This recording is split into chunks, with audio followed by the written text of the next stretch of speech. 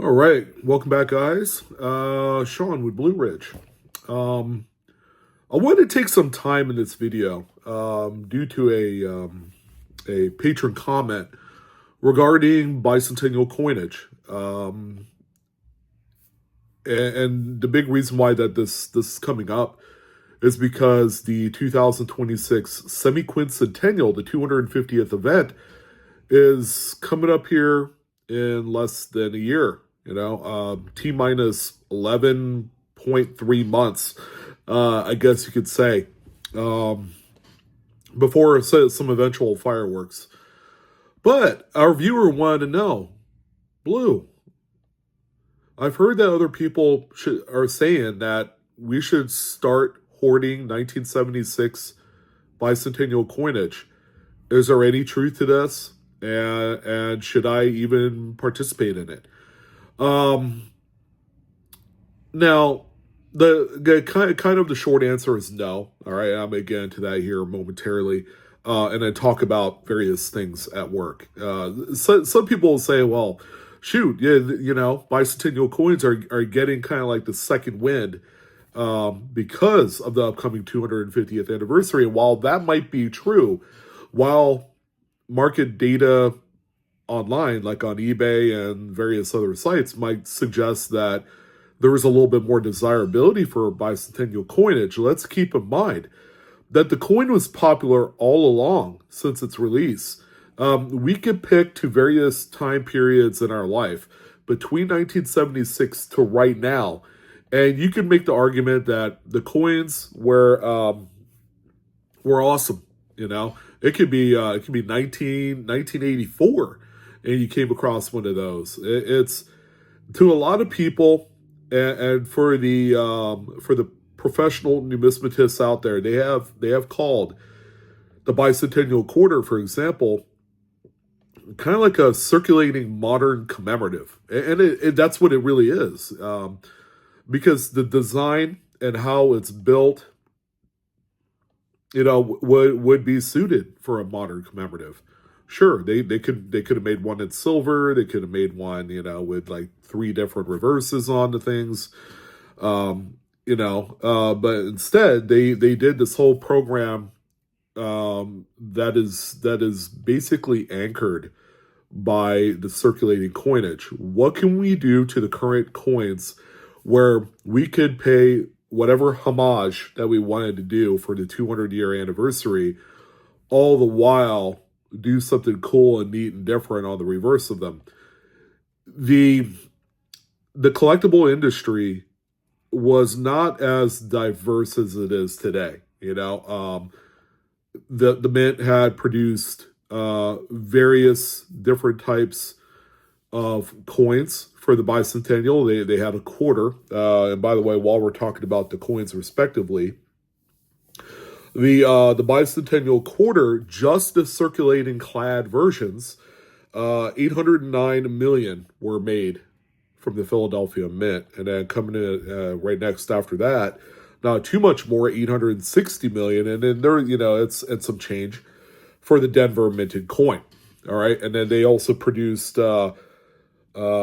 clad silver, clad silver proof, clad proof. They did circulated 40% silver, and they also carried those same strike types to the Candy half dollar and Eisenhower dollar. So now that we're on to the Candy half dollars, these coins have Independence Hall on the reverse, and the mint had produced 234 million of the Philadelphia minted coins and 287 million of the Denvers. So that's actually quite a stout figure, for Candy half dollars in general. A coin that even 50 years ago didn't really circulate all that well. It wasn't until we were kind of like right there, that transition point between the Franklin half dollar and the new Candy half dollar design, where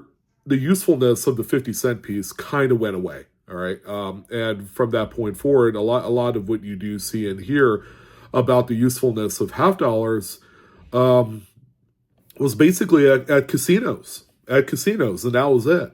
It wasn't even used really in vending. We could attribute maybe some of the newer dollars to vending services. But again, if we went back 50 years, the Mint did produce one more variant, a kind of an interesting one for the Eisenhower dollar. There was actually four different variant types. There's a Type 1 and a Type 2 of both the Philadelphia and Denver's. And that's really distinguishable by the lettering on the reverse of the coins. The Type 1 had the thick, chunky block lettering, and that you could see that and find that in both the Type 1 and Type 2. The reverse dies that were used for the Type 1 were intended originally for the 40% silver Ike dollars. And they accidentally, I assume they accidentally used them for the business strike coins. Now, keep in mind, this is kind of an extraordinary year and release event. And I don't think we're going to see that quite to the extent of the 2026. And we'll get into why here in a moment. But the Mint had produced 1976 coinage and released them in 1975, not only in circulation, but also through the U.S. Mint services, for mid sets and proof sets and all the things. They were running essentially a 2-year window for this 200-year anniversary event, which was really cool. And that's the big reason why that there are no existing Washington quarters, candy half dollars, and Eisenhower dollars with no 1975 physical date on them. It went from 74 to the Bicentennial 76 with a dual date. So the Eisenhower dollars, okay, the Type 1s with the chunky block letters on the reverse, the Philadelphia only made 4 million of those. Very, very scarce. That is actually a very scarce coin in grades above mid-state 65 if you were trying to look for them, because a lot of them were dog shit quality. The Type 1 reverse Denver, they made 21 million. All right. And then check these numbers out. The Type 2 with the skinnier letters on the reverse, the normal, what they consider to be the normal reverse, the mintages just were through the roof. And when you're looking at the Eisenhower dollars, I mean, they're big old fat. They're like the size of a Morgan dollar to a T. They're huge. They're cumbersome. If you had like any more than like 5 or so in your pocket, it'll drag you down a little bit. But the Type 2 reverse Philadelphia's, they made 113 million, which comes out to a healthy multiplier above and beyond the Type 1. And then finally, the Type 2 reverse Denver's, 82 million of those were made. All right, so those are kind of like your roundabout numbers. As the numbers suggest, there's plenty to go around. And that holds true if you're looking for just like any condition possible, or if you're looking for mid-state examples. Mid-state examples, if you're going to just buy a mid-state example of any of those coins, except for maybe the Type 1 reverse Ike dollars, because those have a considerable premium on them. I know the Type 1 reverse coins, if you're lucky to get a hold of some that you think will grade out 65 or higher, I've personally sold those for between $100 and $200, depending on what they look like. Very scarce. The Type 1 Denver's also pretty scarce. I mean, it's got four times the mintage between Type 1 to Type 2. So, it's 25% of the entire run of the Denver Type 2s. I've sold those for between 20 and 40 bucks. Again, it really depends on the condition. Where it really matters is the grading part of it, which is my next point. If not for collecting the bicentennials straight out of change, where there's plenty of, by the way, I don't know if you guys have picked up any rolls of half dollars or quarters or things like that. You go to a coin shop, they're usually inundated with bicentennial Ike dollars because they made so many of them. I don't know when the last time you guys have been through them, but it's not exactly difficult to find any of these coins. So sourcing one, irrespective, taking grade out of the picture, is pretty much effortless. You could go to the bank and ask for a few rolls. The likelihood that you'll get a 1976 bicentennial is going to be very high, and it doesn't matter where you're at in the country. The odds are very good. Where it kind of matters is grading. Grading, especially for registry set purposes. I know I sound like a broken record every time that I bring up registry sets, but we have to talk about it because it's kind of a commonality in today's market that these high graded top pop, high above the census coins are selling for moon money, pretty damn ridiculous money, and kind of head scratchers because the amount of money that you could sell a common date, say Lincoln cent for, you could turn around, take that money, and buy like 2 ounces of gold. It's that stupid. But with the bicentennial coins, they made so many of them, and a lot of them are in actually pretty phenomenal quality that if you wanted to go out today and let's say go on eBay, you could find a nice like mid-state 66 or a 67 for, as low as 20-30 bucks to as high as a couple $100. Now, you would have to have a really high grade for it to be worth a lot more than that. Case in point, here is actually an image to a sale that was made a few months ago on Great Collections. I believe it was a few months ago.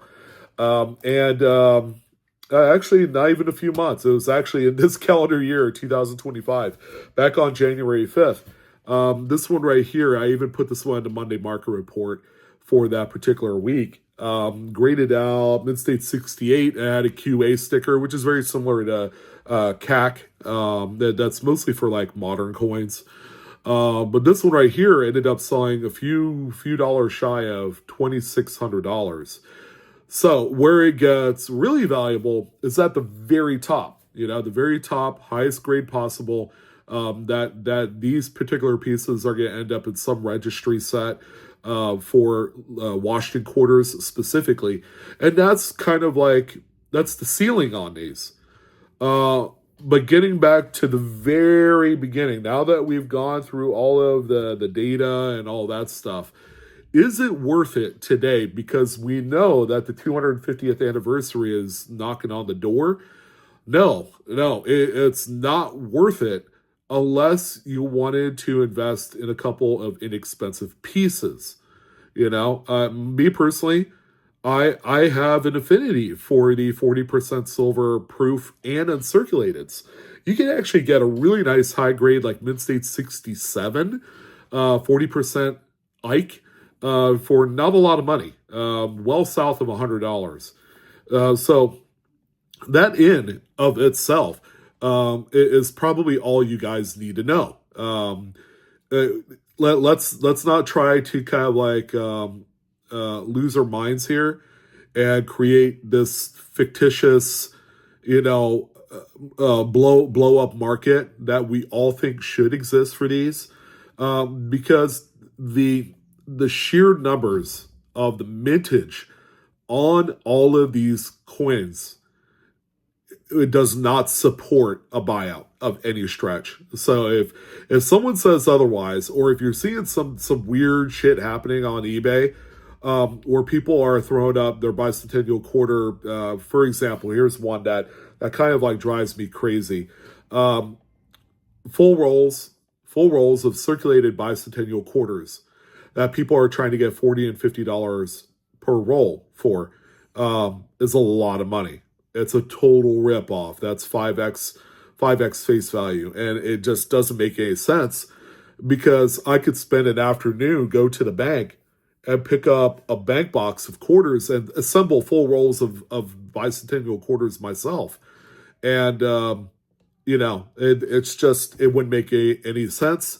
There are people that manipulate the market by buying their own stuff. A buddy of theirs, would bid or buy it now. Some of these things to create artificial type of data out there. And there's just simply no need for that. Now, where there's kind of a better opportunity, and it's so strange. We're in the closing like week of the month of January, and we have not seen or sniffed or heard of any brand new 2025 coins. Not one iota, not one coin, whether it's a Lincoln cent, a nickel, a dime, quarters apparently is coming. I think the US Mint has the first release like February 7th or 8th or somewhere around there. So we do know for a certain fact that the first 2025 coin at the very minimum will be released that first week of the month of February. And that's only because that they're doing the official release of that first quarter coming up here in like 2 weeks. So let's say, for argument's sake, that between now and when that first quarter drops, the Lincoln cent, the Jefferson nickel, the Roosevelt dime, apparently the candy half dollars were already produced for 2025, and I guess so were the dollar coins. I believe that's what I've heard, but I haven't had any concrete finality to that. Let's say that none of these kind of like regular circulating denominations don't release. There could be something major afoot here.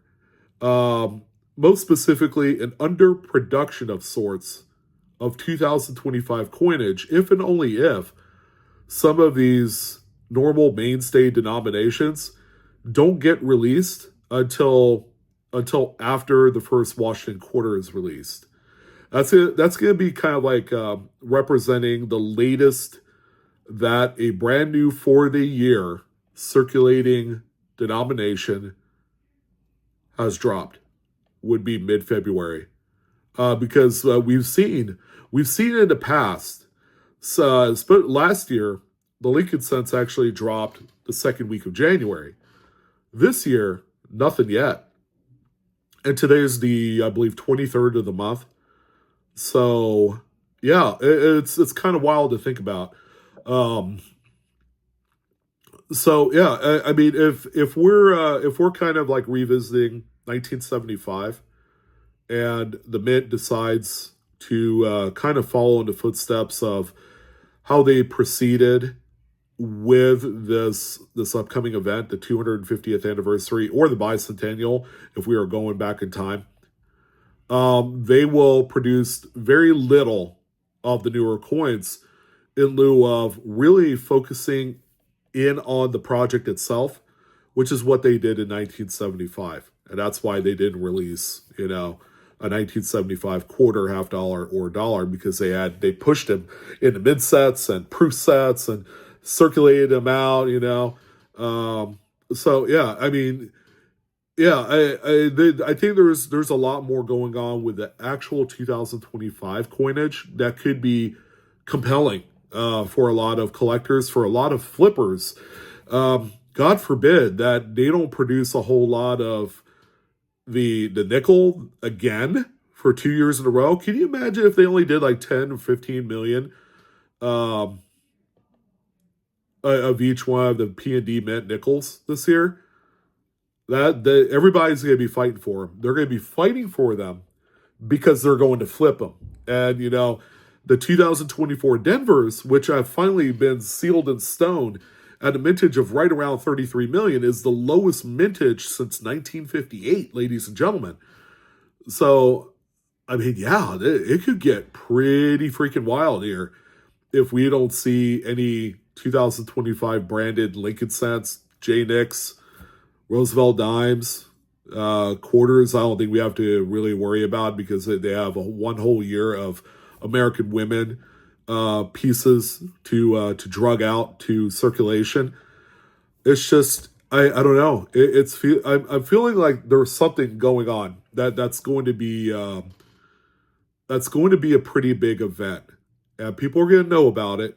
I'm going to be one of the people that's going to announce that bit of news because it's just my thing. I love talking about things like this because Above all else, I want my viewers to be winners, and I want them to have fun with the hobby. But there's no greater fun than the thrill of the hunt, right? It's almost like the first time that the West Point quarters were released in 2019. Man, we talked about it before the release of the first one. And I'm like, I thought to myself, and I was telling each and every single one of you, um, coming up on 6 years, believe it or not. I told you guys 6 years ago that this was going to be an absolutely huge deal. The injection of a circulating rarity in these West Point quarters, for both 19 and 20. And boy, man, it was a party, a search party for the ages. And there was really, again, I could remember back when it happened, and it was one of the craziest things I've ever been a part of while in this hobby. And now, while I never had the opportunity to go through bank boxes myself, because we're not even remotely close where I live at, we're not close to a Fed Reserve Bank. Um, it, just being there, a part of the discovery and the news and the breakthrough of this whole thing is just simply remarkable. Um, I feel very strongly, in closing, I feel very strongly about the 2025 coinage as being kind of like the standard bearer of rarity than I do the 2026. Now, as you guys know, the 2026 coins, they're going to do the dual dates. They'll have 1776 to 2026.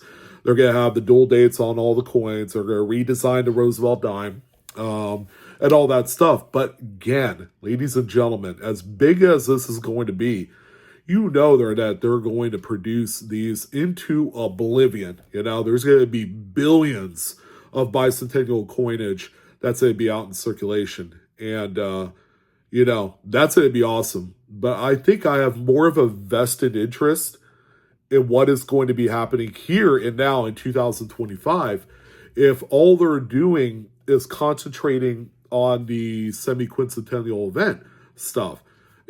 I feel like that there's going to be some things that are going to be falling through the cracks organizationally when it comes to 2025 coins. And I don't want to say I hope I'm wrong, because a Black Swan event where it's like 2 years in a row for some like major low mintage coins that will happen or may not happen, is a huge deal. It's pretty much saying, yeah, we're going to release a circulating rarity, but we did not do any presser or press release or articulated any sort of news story to to publicists, publishing companies and news outlets and all that stuff. They're just going to do that, and that's what they did with the nickel from last year. Is it became such a huge target with a lot of people, and all throughout the year, I've been really pumping up the thrill of the hunt for that coin, and it became such a big deal. People were messaging me, hey, thank you so much.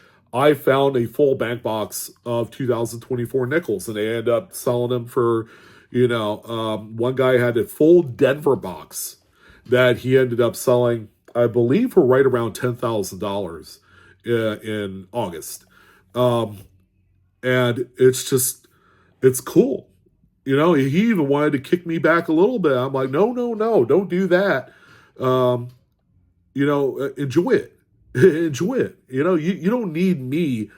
You don't need to pay me off to validate your win or victory, because you did the work. You went out there. I just led all of the community of horses to the water. It's up to you guys to drink it.